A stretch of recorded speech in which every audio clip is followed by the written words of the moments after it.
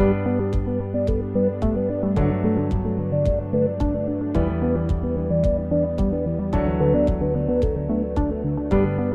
here in Bend, Oregon at Crux Fermentation Project.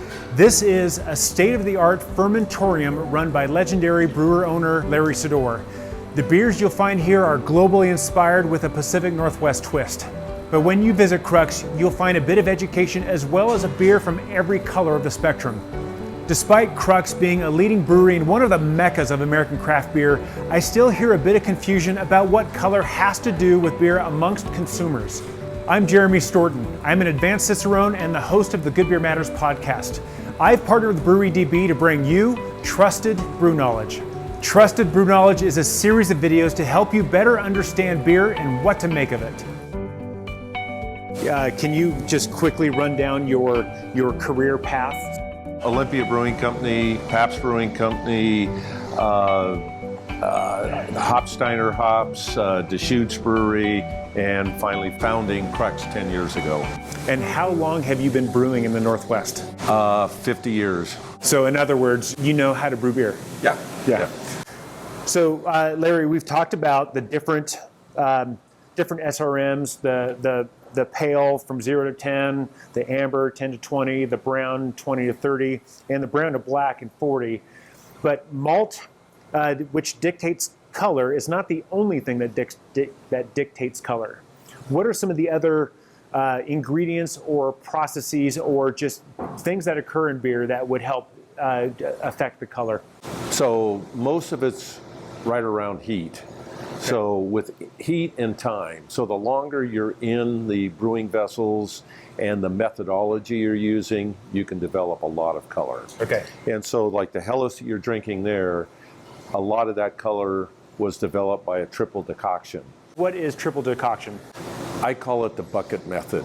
Okay. And so basically it was in the days when the malt quality was extremely low. They had very few enzymes, and so the beer would end up being very thick and not much alcohol in it.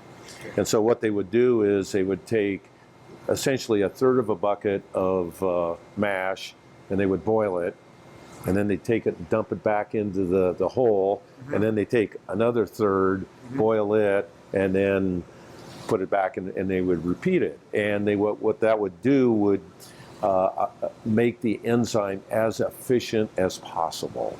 Gotcha. But also they were developing color and smoothness. Yeah, because when you boil something, you're kind of caramelizing some of those sugars that are in there, right. And then dumping them back. Yeah. And so you're creating a stew in as short a time as possible, kind of. Right, but you also have to be concerned about your heat source. Okay. So if you have, say, superheated steam on a brewing kettle, you can develop color quite quickly. And also if you have like electric cal rods in your kettle, okay. like a lot of home brewers do, mm-hmm. they can generate a lot of color. Okay. So we use a rather low pressure steam here, so we don't do that. So we can kind of control. So you can control it. Yeah. But does that allow you to get caramelization happening in different parts as opposed to just the bottom? Yes. Because when I brew at home, I've got direct fire, so it's coming from the bottom and nowhere but the bottom. Right.